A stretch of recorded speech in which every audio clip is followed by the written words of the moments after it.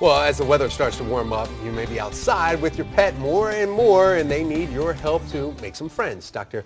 Eliana Amstalden, Yes. I always put the L in the wrong one, from Belvedere Veterinarian Center is here again joining us, and thank you so much for coming in. Thank you. Okay, so now who do you have with you? This is Hercules. Hercules is here, and Hercules, there it is. There's the tail going. Hey, Hercules. So Hercules seems to make friends all right, right? Yeah, he's really social. And the major key to keeping them friendly and social is to constantly expose them to other dogs. So taking them to dog parks, taking them on walks, and walking with like your neighbors that have dogs. Just keep them social, keep them acclimated to other dogs. It's really the major thing to keep them friendly. And when you do that, is it really the owner's responsibility to see how you react? Do they worry about that, or is it just really in between the dogs setting? Actually, the tone that the owner portrays will also influence how they behave with other dogs. So if your dog starts to bark at another dog and you're pulling and you're saying, no, no, no, that's very stressful, and then they amplify that stress and will start to bark more. So if you kind of soothe them and calm them down and have some treats and positive reinforcement, then that also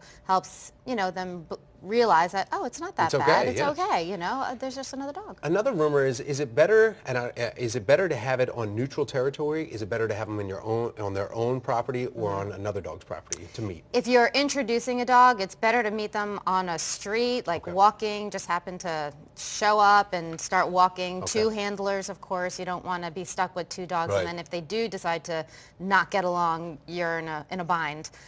So yeah, definitely neutral territory, and then after maybe 20 minutes of a nice walk and they're getting along and they've sniffed each other here and there, then you could probably take them into a backyard and take all the toys away. Oh, really? All the toys just away. Keep the two of them. Just the two of them. And then it's a competition then on who has which toy? Correct.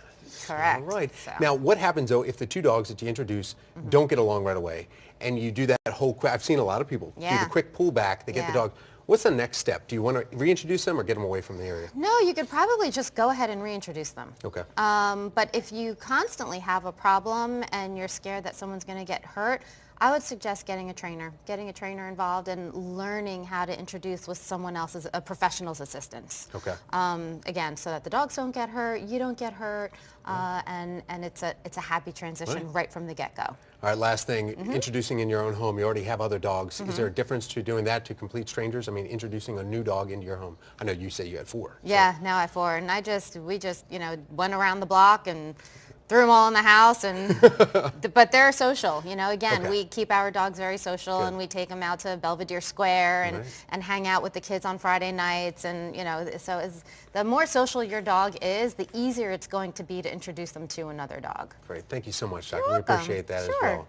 All right, well, we have some breaking news that's just into our newsroom that we need to tell you about. Straight ahead, the gruesome discovery police found when approaching an abandoned car in Anne Arundel County.